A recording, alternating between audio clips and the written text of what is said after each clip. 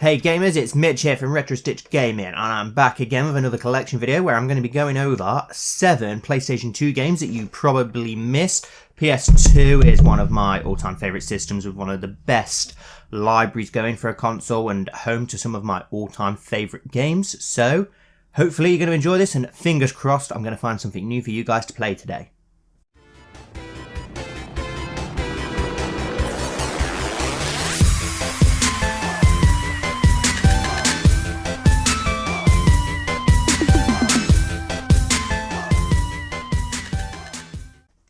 First up, guys, we have Maximo.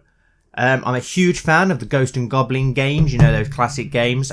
Even though I completely suck at them, I'm really bad at them. And this game is set in the same universe as those games.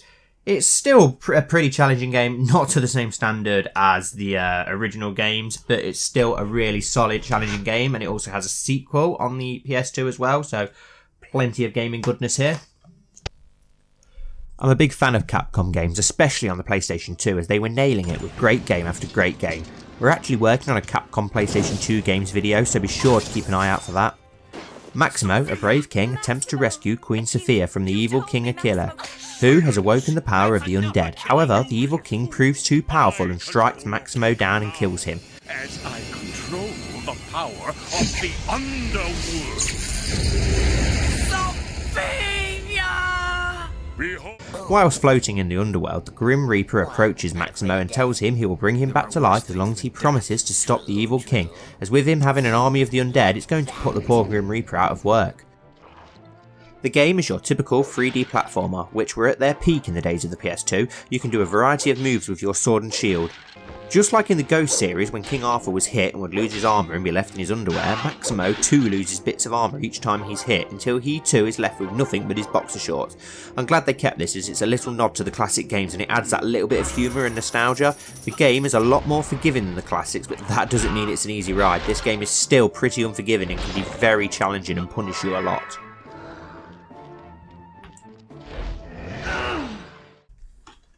Next up, guys, we have Extermination. I didn't even know this game existed till about a month or two ago. When I picked it up, I seen it in the shop and I thought the cover art was really cool, and I thought the disc looked really cool, and it was like £2. And then I found out it was survival horror, and you guys know that I absolutely love my survival horror, especially on the PlayStation 2, so I just had to pick it up, brought it back and played it, and to be fair, it's a pretty good game. I did enjoy it. I can't believe I completely missed this game. Did any of you guys miss this game? Or did you guys know about it? Please let me know. Extermination takes place on December 24th, 2005 at a top-secret American research facility in Antarctica. The game focuses on US Marine member Sergeant Dennis Riley as part of Team Red Light. His squad receives a distress call from the before-mentioned base named Fort Stewart.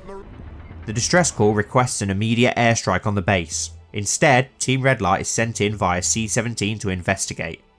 En route, the plane malfunctions, scattering the team and crashing into the tundra. All are ordered to regroup at Ground Facility Building B. Since the title was a first-party game and came out very early in the system's life cycle, it was used as a showcase for the system at trade shows before its release. The game was considered the first survival horror release on the PS2. There are significant differences between the European and North American versions of the game, including a redesign of the main protagonist and an entirely re-recorded dialogue using different voice actors. The game has a kind of fixed camera angle, but not in the same way as the Resident Evil games, maybe more like the Silent Hill games, and the aiming at first I thought was quite annoying, but once I got used to it I didn't mind it too much. I did actually quite enjoy this game though, to be fair, and for a couple of quid I think it was a decent find. Next up, guys, we have one of my favourites on this list, Blood Will Tell. I absolutely love this game. It's really incredible. I highly recommend picking this one up. I picked it up quite a few years ago now and got it fairly cheap, and it wasn't until I was doing research for this video that I realised that, well, in the UK anyway, the price of this thing is absolutely skyrocketing, and it's selling for like £70 minimum now. So if you do like the look of this, I recommend you pick it up soon before it gets any dearer. It's a ninja game with a really original concept where the protagonist has had 48 body parts stolen and must defeat 48 fiends to obtain them back and replace his prosthetic replacements. The land was in the midst of a war created by the fiends. One day, the gods decided to send a child, a chosen one, to slay the fiends. The demon gods counteracted by corrupting the child's father. In exchange for the power to bring back peace to the land, each of the fiends takes a body part from the baby, who is then abandoned by his father. The gameplay is really cool and pretty much a hack and slash, where a lot of body parts you have lost have been replaced with weapons, such as swords as hands and cannon as your knee, and also a machine gun. As you defeat each of the demons, you will re-obtain the body part that was taken. For example, you start the game in black and white as you have no eyes, but once you defeat the demon who stole your eyes, the game then turns back into colour. This is a great game and I'm a huge fan as I love ninja games. I definitely recommend picking this one up if you can. Next up guys, I have SOS The Final Escape. This game is really cool. It's got a really cool concept. It's a survival game, not like a survival horror, which I'm normally a big fan of, as you guys know, but instead you play as a reporter and you're on an artificial island and a massive earthquake hits and it all starts falling apart and you're trapped there and you've got to escape before the whole thing crumbles. Really cool. It does implement some things that you do have in classic survival horror though, like item management and that sort of thing. But yeah, really good game. Never hear anyone talk about this one, so definitely check this one out guys. SOS The Final Escape, or Disaster Report in the US, deals with the character's survival and escape from the slow collapse of an artificial island. While dodging falling buildings and debris from periodic earthquakes, the player must find a way off the island. In addition, the main character is also a reporter, so must investigate the reasons for the disaster. In the game you have HP, which is your health, and QP, which is basically your energy. A meter shows how hydrated you are and you must drink water along the way and keep a supply of water bottles which can be refilled to keep your QP up and character alive. You can pick up multiple other survivors throughout the city who will join you in your escape, and in one case you have a choice between two companions, which gives you a different storyline depending on which one you pick. Next we have Dark Cloud. This is a really fun and charming little game. Has really nice cute visuals. It's got a really nice element. So it's got like RPG elements as well as city building ones. So that's quite a unique mix, which I really like. Also get a hell of a lot of Zelda vibes off this game. So if you're a fan of like your older Zelda games, I think you'd really enjoy this. Gets overlooked by a lot of people, but most people I know who have played it really enjoyed it. And it also has a sequel on the PS2 called Dark Chronicle, but I believe it's called Dark Cloud 2 for those of you in the US. You play as Tuan, whose village is destroyed by the Dark Genie who has been summoned by Colonel Flagillister in an attempt to try and take over the world by attacking the peaceful villages of the West. Just before Simba, not that Simba, the Fairy King cast a protective spell over the land, sealing the buildings, objects and people safely inside magical orbs. Because of the great power of the genie's magic, however, the orbs are scattered. Somehow Tuan survives the attack unharmed and is approached by the Fairy King and tasked with finding the scattered orbs and rebuilding his home. You must work your way through a series of randomly generated dungeons to find the orbs, fight many monsters along the way in hack and slash style combat. Like I said earlier, it feels very similar to the Zelda games. You can also sometimes have dual encounters with enemies which play out in a kind of quick time event battle system. This is a really charming and enjoyable game with tons of hours of gameplay and something anyone could enjoy in my opinion.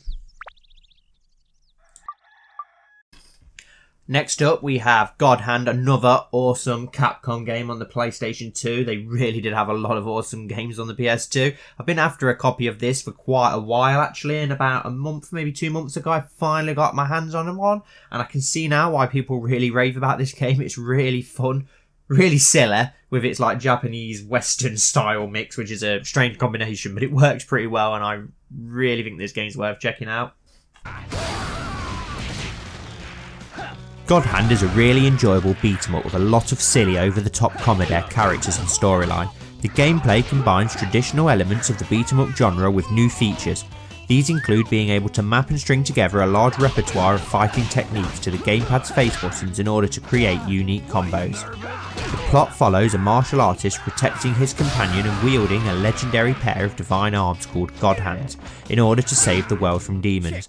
The game received very mixed reviews, including some terrible ones, but among gamers and collectors it's held in quite high regard. Yes, it's probably not going to be amongst your favourite PS2 games, I doubt it'll even come close, but if you look past the silliness and all the flaws, it's actually a really fun and enjoyable game that can be quite addictive. Last but certainly not least, we have Ghost Hunter. I know, guys, another horror game. You know what I'm like, I just can't help myself. You know how much I love this genre. This one's really good though. It's not as scary as some of your other horror games, but it's still a lot of fun. Get like Ghostbuster vibes off it, which is a bit strange, I know. Another one that I picked up off the car boot a few years ago for like 50p or something silly like that. But yeah, I really enjoy it. And it looks absolutely incredible visual wise for a PS2 game and a game of its age. The graphics are really nice in my opinion. The game begins in an abandoned high school in Detroit where Detective Lazarus Jones is on his first day on the job. Why is it always their first day in these games? He is on a routine call with his partner to investigate some strange noises coming from the building. Your partner, Anna Steele, informs him that several years ago a professor murdered 10 students and then disappeared. They then split up to explore the high school, which is when he finds a laboratory hidden in the basement. He presses a button on a machine which releases tons of ghosts that were being contained. He must then go about recapturing the escaped ghosts. The game is played as a third-person shooter but can be changed to first-person. You must, however, enter combat mode to be able to shoot your weapons. You have two types of ammo, normal ammo and ghost energy. When you encounter a ghost, you must weaken it before you can capture it with the capture grenade. This game is a lot of fun and really cheap to pick up, and like I already said, looks great for a game of its age. Yes.